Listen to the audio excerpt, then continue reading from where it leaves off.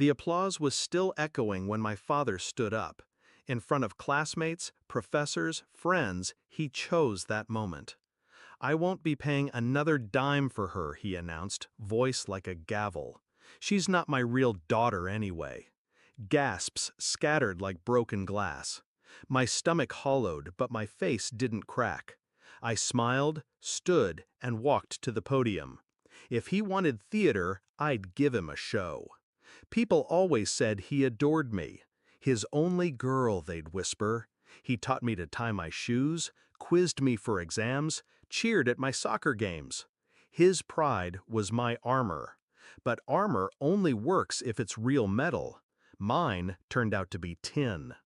The cracks started years ago. Late-night phone calls, hushed arguments behind doors. My stepmother's laugh echoing down the hall long after he'd gone to bed.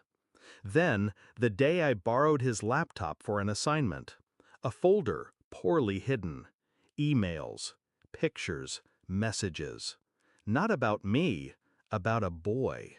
A boy with his eyes. My stepmother's son, not mine, his.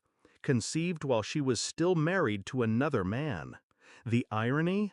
My father wasn't betrayed. He was the betrayer. The boy thought his father was someone else.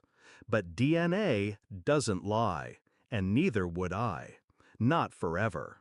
I didn't confront him then. No tears, no begging for truth. Instead, I played the long game. I kept his secret close, like a blade under my sleeve, waiting for the moment he'd try to cut me. And today, he did. I gripped the microphone, my gown swaying, my voice calm, steady.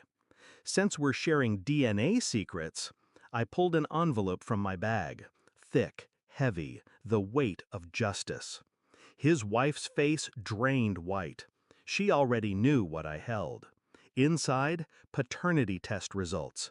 His name, the boy's name, a match, unshakable. Gasps again, sharper this time. The audience leaned forward, hungry. "My father says I'm not his daughter," I said, letting the words cut clean. "But according to science, his real child is the one his wife has been raising with another man's name on the birth certificate." I turned the paper so the front row could see the bolded word, positive.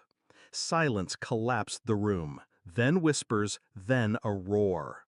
My stepmother's hand flew to her mouth. My father staggered as if struck.